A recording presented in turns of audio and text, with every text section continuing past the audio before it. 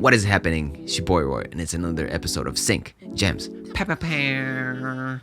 Today, we have Scott Reinwand. This episode was insane. Scott is the VP of music production at Warner Chappell. And he has a lot behind him. He has done a lot of things. He has studied piano by ear mostly. Then he went to college where he kind of carved his own path.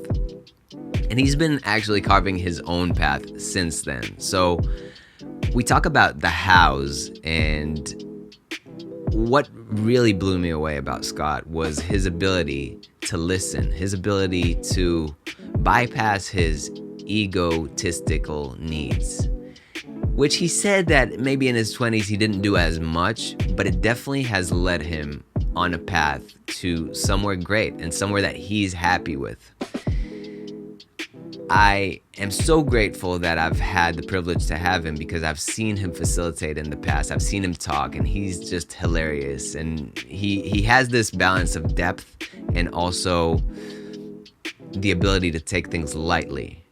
And that's something that I don't have much of, so I love surrounding myself with. If you want to support the podcast, you know what to do. Go ahead, subscribe to the podcast, follow it. And if you want the 11 Gems PDF that I've created for people in the sync industry, if you are getting started or if you are a seasoned professional, I feel like these 11 Gems could help you to push yourself. If you want these 11 gems, go ahead to my Substack. I'll link it below. Subscribe to my Substack and you'll get an email with a free PDF.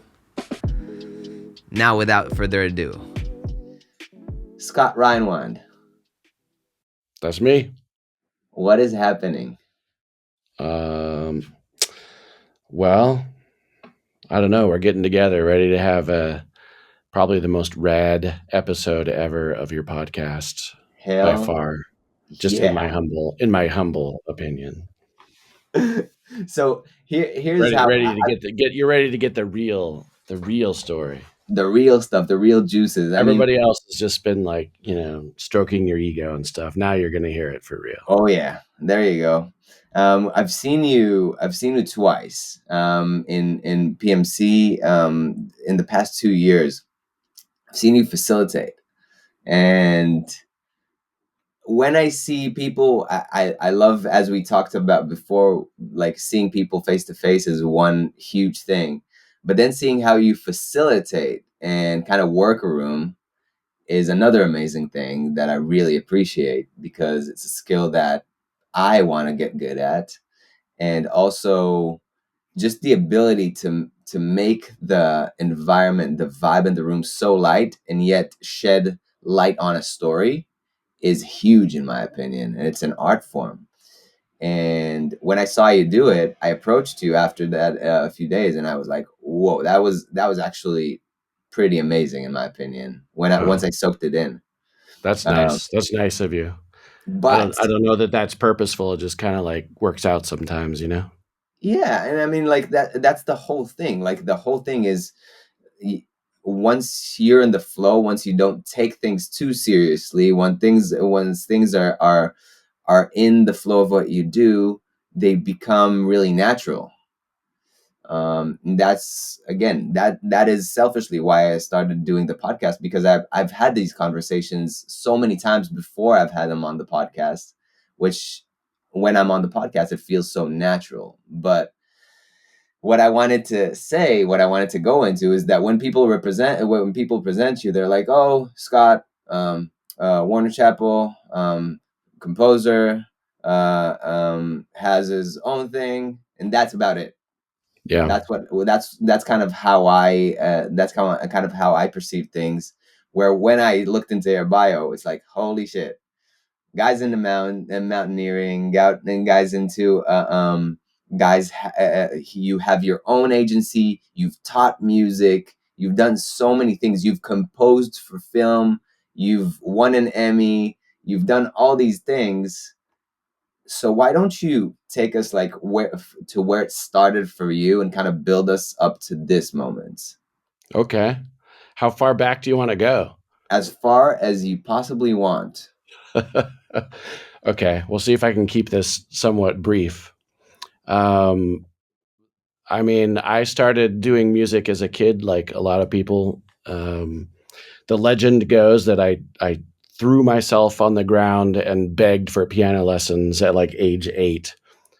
I I don't know if that's true or not, but okay. So we we had a piano that we inherited from my grandmother that had been brought on literally like a covered wagon, dragged this piano across America and dropped it off somewhere up in Montana.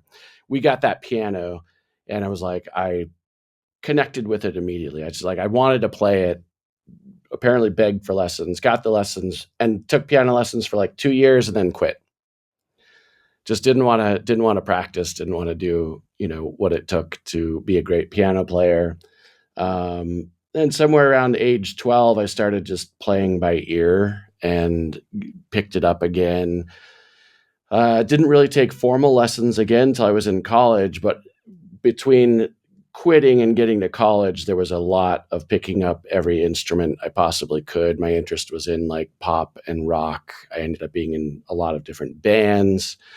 Um, Saved up enough money to buy like a 4-track Portastudio when I was like 14 or 15, started just recording constantly, just a pile of really terrible albums, just in the wake of everything I was doing from like 14 to 18, 19. Um, but just super guerrilla style recording and production. But the genesis of everything I do or did was in those early years. It was like just a lot of songwriting, a lot of figuring out why does my stuff sound so horrible. And of course, this is way before the advent of computer recording, and that was all out of reach and not really developed. So when I got into college, I decided I wanted to be a music major, but without really any experience to be able to do that. I had taken some music classes. I all through high school played percussion, played trumpet, played piano by ear, could play some guitar. Nothing great, but enough to kind of get by. Uh, so when I got to college, said I want to do music. Started taking music theory classes. Didn't really know much about it. It made sense to me, but what they were doing was putting like a name to all the things I had learned kind of on my own. So all the theory was like, oh, is that what that is? It's like knowing your way through all these scales and all these chords and inversions. Like, oh, that's what you call that? Okay. So it was connecting the dots for me. But yeah, I was at Brigham Young University, which is they really are geared toward like a classical music training. And that's what they want you to do. It's very kind of traditional, conservative music education, which is good, but that's certainly not what I wanted to be doing.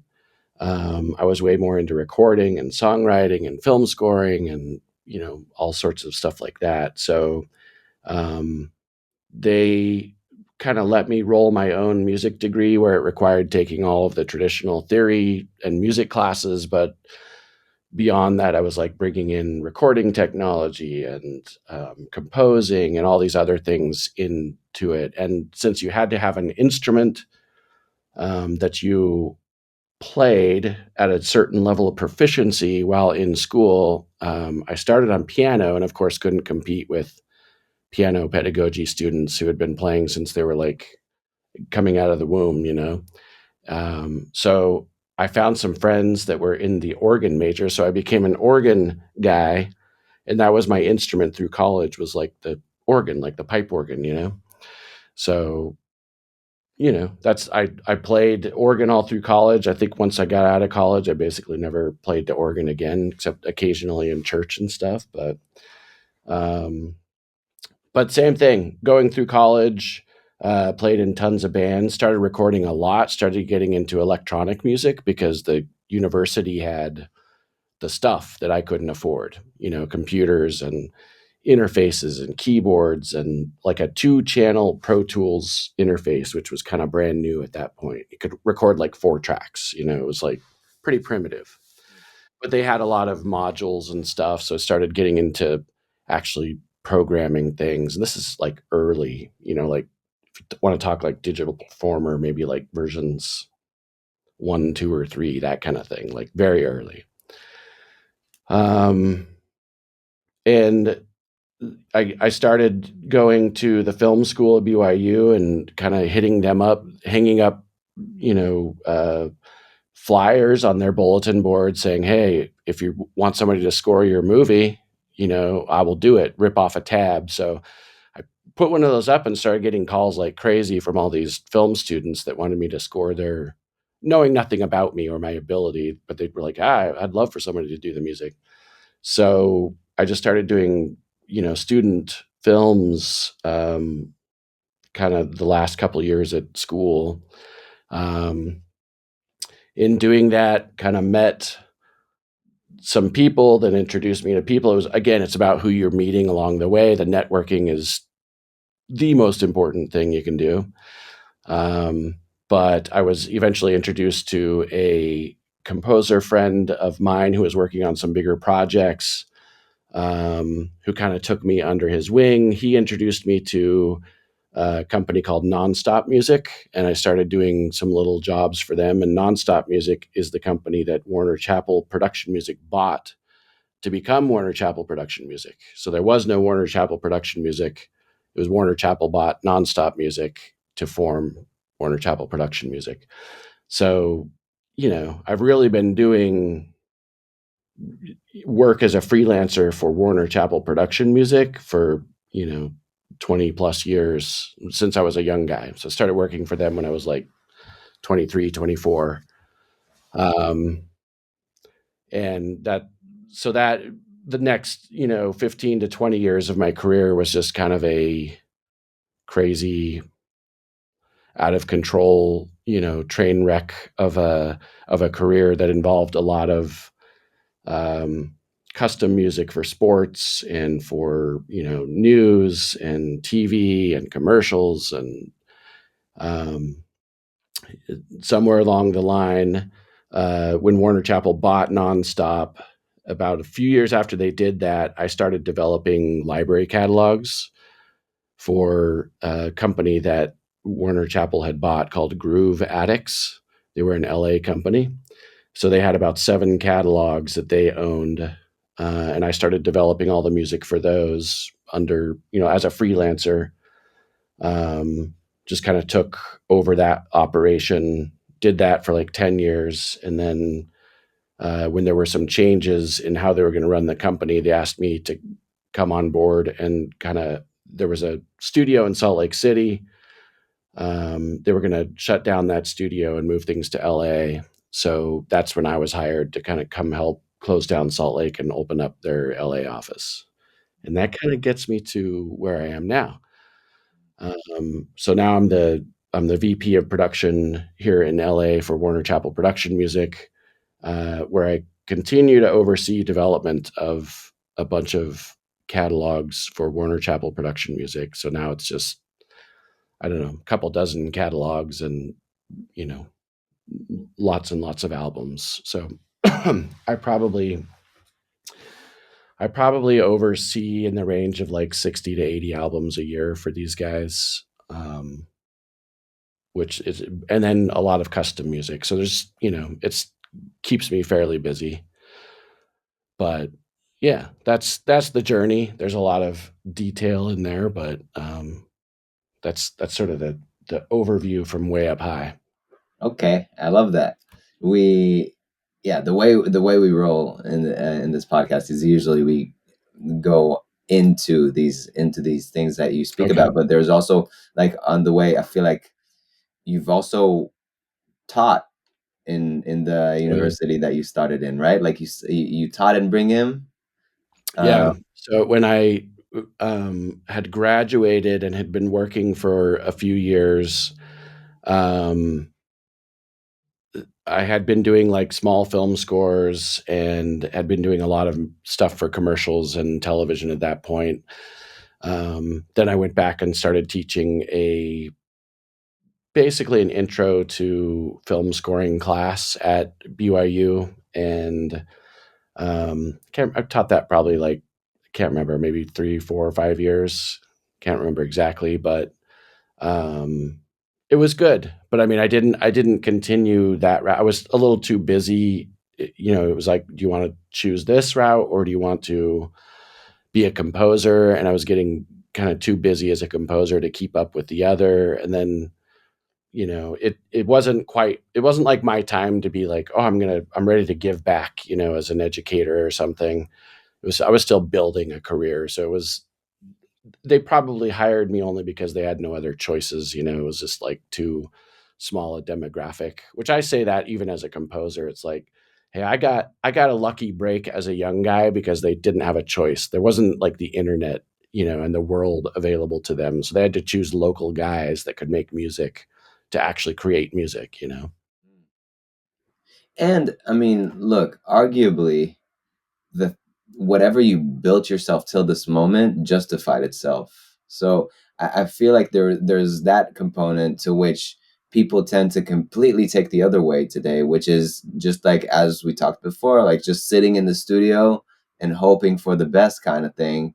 But your story of accidentally falling into Warner Chappell is a classic one, and it still happens so much till this day to people where they communicate with somebody like a Scott without really knowing, like just enjoying your presence, having a drink, or like just doing something cool, going to the mountains, and next thing they know, they're on a roster that they didn't even think exists. Right. um, you know what I mean? Oh yeah.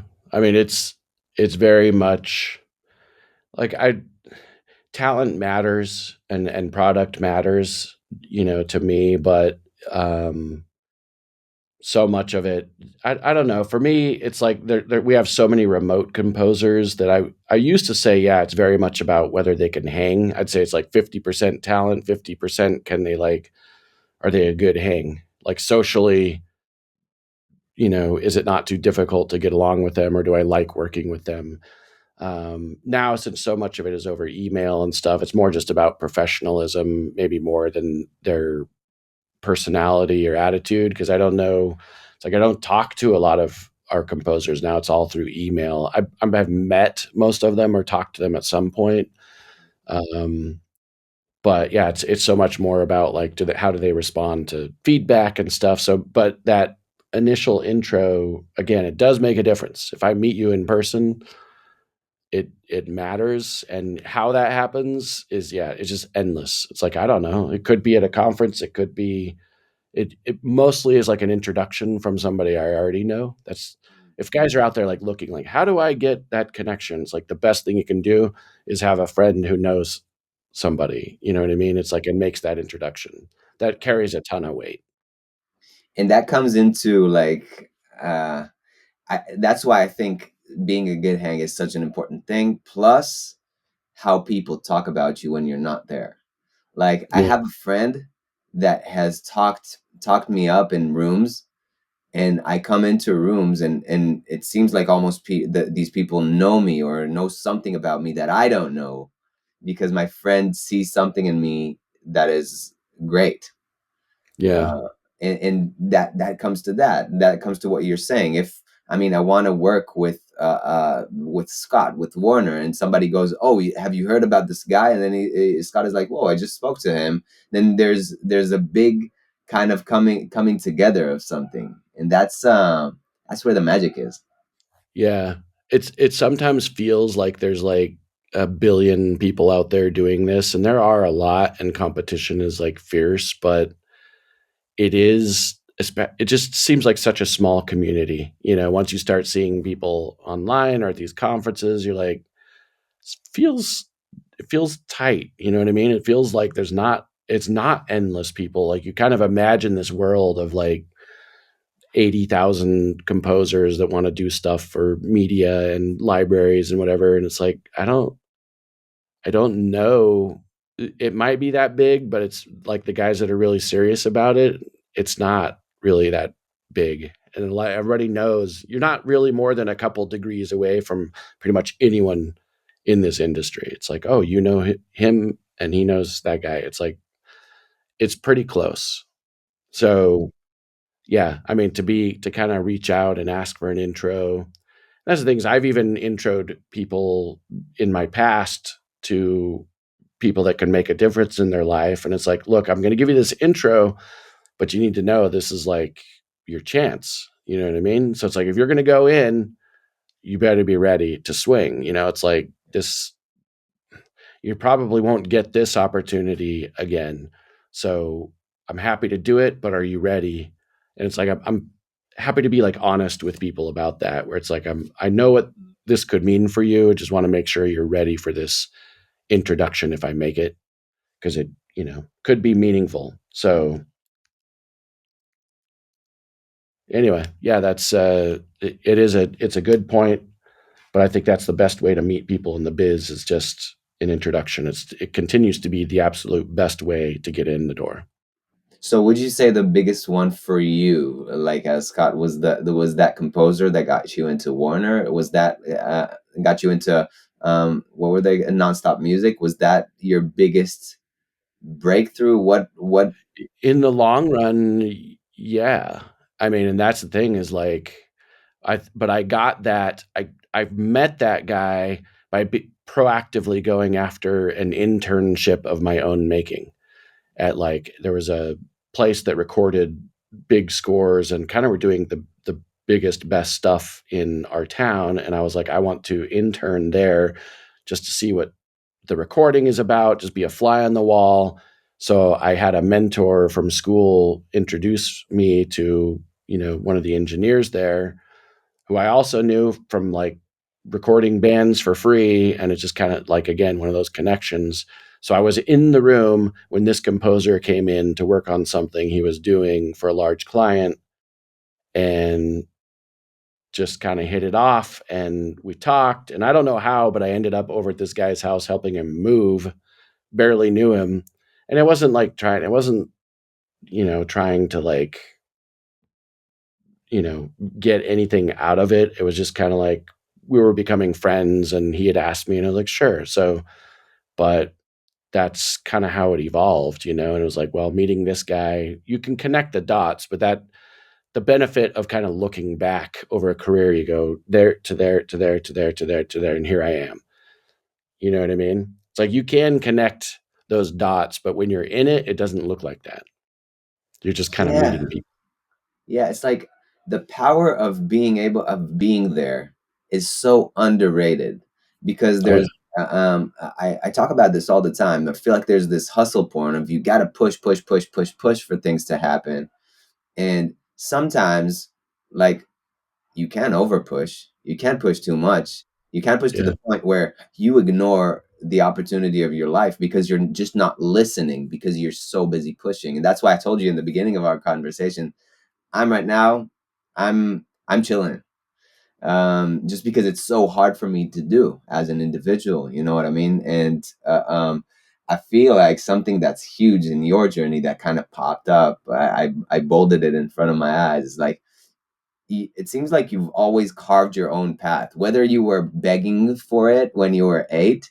It seemed and then going to listening to music and which is what exactly what I did as a jazz guitar player. I did not like the theory aspect of it, but I loved just like listening to Wes or listening to somebody I love and just like listening to the nuances of what they do and letting it soak in me and putting it out my way.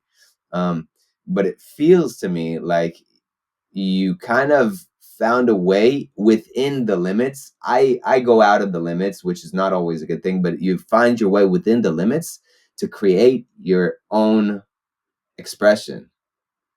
Is that been a thing for you? Has that been a theme for you, you would say?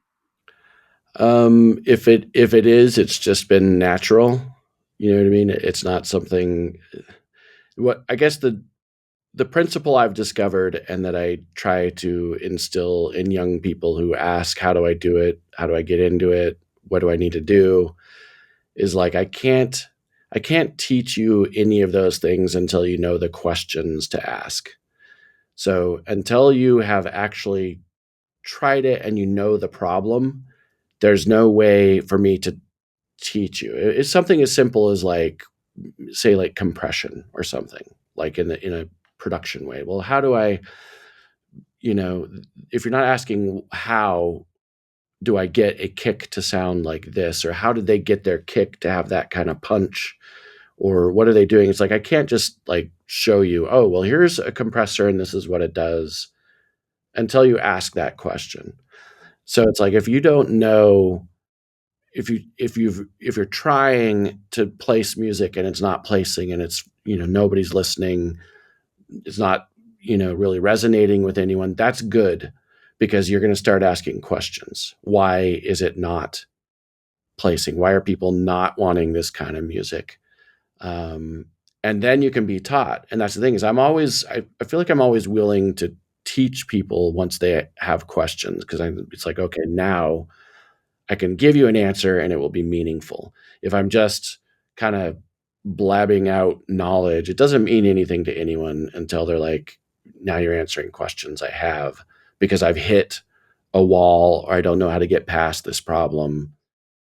Those are the most teachable moments. So that's, for me, has always been the thing, especially as a young guy. The guiding principle was always how, why, what, it's like, everything I did, how come their snare sounds like that? How come mine sounds so bad? How come, people keep saying this about my music? How can I get, this guy's amazing, I love it, where, what's the gap between me and him? What am I doing wrong? Even as like a professional, or like your attitude or anything, it's like, well, what am I doing that's turning people off? What, what's wrong with me as far as my ego? Are there things I can fix? Are there things I can address? It's like you start to recognize all of these roadblocks and you want to take care of them. But that's the thing. That's where I've been able to kind of like forge ahead, is every time I hit one of those things. And I was, back when the internet wasn't like this endless source of knowledge. So it was like I was reading every EQ and mix and keyboard magazine, like cover to cover, just any knowledge I could get to answer questions.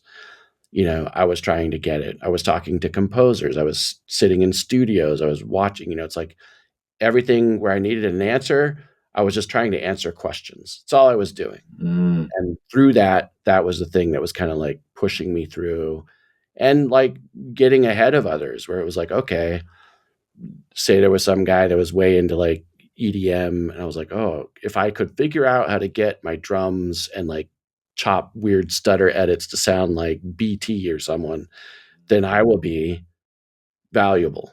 So I Yes. would like figure out how to do it. Like, how can I do it? And then, you dissect things and break them apart and figure out how to do it more or less. And then you could walk in and like present something and people be like, holy crap, this is amazing. Where'd you come from? Um, so, that's always been the guiding thing for me.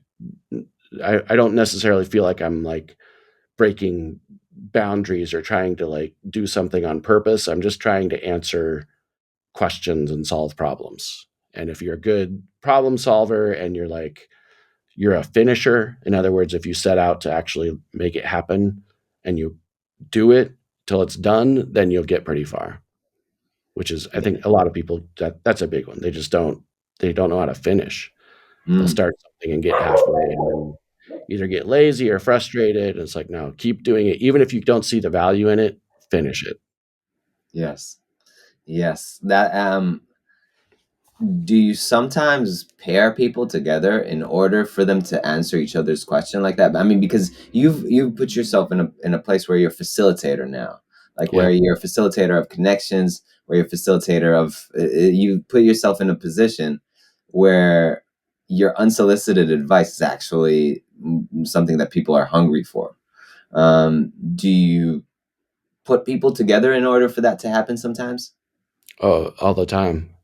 For sure. Where it's like, and they don't recognize maybe the weakness that they have, but I can see, if you took this guy and put him with this girl and they came together and made music, what he can't do and she can they're gonna learn from each other a lot. And I've seen that even with like certain trailer guys, and I put them together and they become each other. Like I see this guy come over here and start pulling knowledge from the other side and vice versa, where it's like, okay. And then when they come back apart, they're gained new skills from each other. It wasn't necessarily, it was probably had more to do with the fact that I thought they're going to be complementary, not so much like, hey, I need this guy to teach this thing to this guy. It was like, to get a project done, I needed this person to do what this person couldn't. But the result is, yeah, they're both learning from each other. So it's, yeah, I feel like I do that all the time, but what they take from it is up to them, because you can do that and just bounce off each other and the project gets done and it sounds great. But if you didn't learn from it and glean a little bit of knowledge, I think that's on you. Yeah, you're speaking my language, because in the last 2 years, it's been a journey for me of like letting all this ego of I know things go, Yeah. and just letting my production fall into where it needs to. And sometimes it's another person's hands. So like for me, what I've figured out is I can come up with a really great sounding skeleton of a massive hip hop trailer track in like, I mean, crazy fast, but Yeah. it's not going to still sound complete to my ears. And maybe it will take me a week, 2 weeks to do it. But I know that if I get it to one of my homies in the UK, which are really, really great with it, or yeah, they're mostly in the UK, my friends. So I'll send it to one of them, and they will do these extra 30% of the track. Of course, it's worth us collaborating, because I don't have an objective ear for it anymore at this point. Like maybe I will in the future. At some point I'll be able to like complete it 1 to 100 in a day, but with another person that is usually available to me, this whole creation is amazing, because then that person gets to interpret what I've done. They get to add their drum fills. Yeah. They get to add their sound design. Now I'm like, Yeah. whoa, that sounds way better. They take my vocal and put it on the one instead of the offbeat, and then it just like sounds so much better. And I'm like, whoa, how they just slid it one. They just slid it one on the Yeah. scale, and it sounds way better. And there are things like that can only happen in collaboration, and can only Yeah. happen when you listen. And I feel what you're saying so strong. Plus I feel like the act of listening has been so underrated in my world, that I started subconsciously working only with labels that give me very, very specific, like people who maybe like you just have done it themselves and know what to tell me. Because in the end of the day, I know I'm a student. I just want to be. I want something in me wants to want somebody like you to say, hey, like maybe throw a little bit maybe throw a CLA on this, maybe throw an Ultra Boy on this, and then I'm like, whoa, I've never thought of it. Let me just do it real quick, and that way I feel like this is moving towards a more collaborative approach, where coordinators and people who are basically not telling me, hey, make this more big, are can get really granular with me. And that's something I feel that is instrumental to me, because I find myself only working with this kind of people today, because I know I Yeah. want to learn and I don't know how to ask sometimes, if that makes sense. Yeah. It's a fine line, because it's like, as a producer, executive producer, it's like, I don't want to joystick composers, and I've certainly been guilty of it, where it's like, well, by the time it's done, it sounds like something I would have written or produced. You know what I mean? It's like, oh, you sure did exactly, where I'm telling you, like, go to this chord, put this hit right here, do this, do that. And it's like, Mm. well, okay, sometimes that's necessary, but I try to just it's like, maybe this, maybe, just some direction, add layers, but be a little more general sometimes with the instruction, just to leave that, because it's like I still want it to be the composer's voice. If it on custom stuff, no, I get very specific. I do start joysticking where it's like we need to do this here, do that there, so that it is what we need. But library is cool because it allows you a little bit of freedom where it's like it's not what I would have done, but it's as good as it's a totally viable other choice. And that goes for everything. That goes for production, that goes for composing, mixing. It's like it's not how I would have done it, but it certainly hits and exceeds a threshold of like acceptable. And that's where you're talking about like the ego, like let it go, because there's a lot of rights. You know what I mean? It's like there's a lot of ways to get this correct, and you don't have to stick to be like, well, my way is the only way that it should be. It's like it's not very productive, and it's like slows things down. It's like accept that there is more than one good out there. I think that you're way onto something with the ego thing, and if you can learn that, the quicker you learn that in your career, the better you'll be. Because as a young guy, I was certainly guilty of a lot of. Still have a lot of ego, but it's like that it so gets in your way where it's like let it go. Yeah. My son plays volleyball, and I always accuse him and some of his teammates of ego because they go up. There's a big looping set. Everybody sees it. Everybody knows where it's going. They jump up for the kill, and they hit it for all they're worth right into a block. Two people standing there anticipated it go up, gets blocked. Other team scores. You're like, that was ego. It's like, why are you trying to hit it through their hands, like right into their hands? When if you'd have just tapped it over here, you'd have got the point. It didn't require any effort. All you had to do is redirect, and you would have scored. Or you saw a ball floating up toward you, and all you had to do was tap it down because it was coming down. But instead, you went up to smash the crap out of it on the other side. You could have just tapped it. So it's like composing. It's the same way. It's like why do you feel the need to like you feel like you can only mix things yourself? Oh, well, I'm a really good mixer and composer. I can do it all. I don't need anyone else. I'll mix it. I was like, well, why? There are mixers, that's all they do. They love to mix, Right. and they're really good at it. They're specialists. You could have let them mix, and you could have written a whole nother album in the time while you were like mixing or doing whatever. It's like you should have left that up to them. Why are you insist on like putting in your own vocals when your own vocals are mediocre? When you could have brought in a top line person for like $100 and had crazy good vocals. It's ego. So it's like let that go, and it goes along with the collaboration. It's like, well, why? You don't have to do this all yourself. No one ever said that was like a rule. And if is it about money? You want to keep it all to yourself? Well, that's like greed, which is like a form of ego and pride. It's like just let that all go. There's enough for everybody, and you're going to be more efficient and better if you start just kind of spreading it out, letting people do what they're really good at, finding new ways. It's like if you collaborate with someone, that's just a new voice. That makes you that much more versatile. You know what I mean? It's like it's not just you and your limitations anymore. It's like you are now you plus this other person or this other group. That's why, guys like Or Kribos and his crew, it's like they're versatile because they have so many strengths. They together as a group of like 4 guys or whatever, it's like they're all individually not nearly as strong as they are as a group.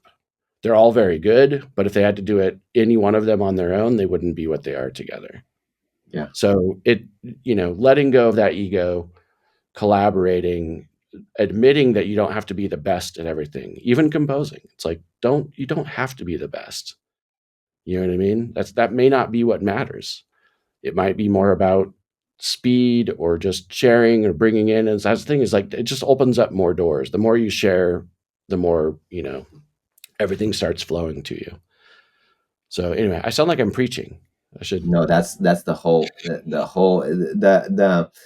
the name of the podcast should be Preaching Sync Gems. It's like soapbox, just step up. Yeah. Gem soapbox. Six gem soapbox. You provided the platform, and here I stepped up. Hell Just yeah. I mean, when you go like to edit, just put some organ behind me or something. exactly Not a pipe pipe organ. organ. Can't stand the Pipe pipe organ. organ. Just give me some of the stuff you produced and whenever that was, and I'll just put it back there. But yeah, I mean, there's things where so I'm just reading because I know that you have some relationship with like hiking and mountains, and I'm reading Corey Richards' book. He was a National Geographic uh, um, photographer who dealt with and he was one of the first, if not I think the first or the only person to go on Everest without oxygen. And he has a crazy story. He had bipolar. He had a lot of things that kind of got in his way, and he talks about the the difference between. I don't think he called it passion. I think he called it something else. But the difference of basically doing something because you're capable to hubris, and that's what has like been a huge thing for me along my journey, is being able to not. I don't want to say ego is bad, because ego is not bad. Ego is what made us survive as a species. It keeps us in check, but it's the problem when it becomes more than just keeping us in check. It's the problem when it becomes the driving force of, yes, exactly what you were saying. I want all of this for myself. um I Yeah, got. well, and the jealousy Yeah. factor where it's like, that there is just absolutely nothing productive about worrying that somebody's better at something. That there will always be somebody better than you at anything you ever try to do. Yeah. Accept it, embrace it, love it, and just do your thing. You know what I mean? Because it's like that. Ah, man, if I could go back and shake, the 20-year-old me, that's the thing I would be like, dude, just accept that people are good and appreciate that about them. Like, love that about them. Be Congratulate them on success and like rejoice in it. You know what I mean? Versus like begrudging it or hating it. It's like, oh, that's so toxic. Right. If you can get over that, which I'd like to think I have at some point, it's like, again, that's where things started to really move forward for me, Mm. is when I just loved other people's success. It was like, ah, the world was like so much better. So, that's part of the ego thing, where it's like, just enjoy that people are having success out there, that they're doing good things, and celebrate it. And to me, it only invites success to you, honestly. Mm. Yes. I feel like that would be, Jesus, that's a great place, I feel like, to kind of end things for this time, because I'm pretty sure we'll meet sometime. These were all the philosophical questions. I don't even think we even talked about any. Well, I don't know what you guys talk about normally, but I mean, that's what it's about. I feel like in the end of the day, like what people like about this podcast is the humans, and the human aspect of it, of just seeing that the people who are really achieving something in this universe are actually people.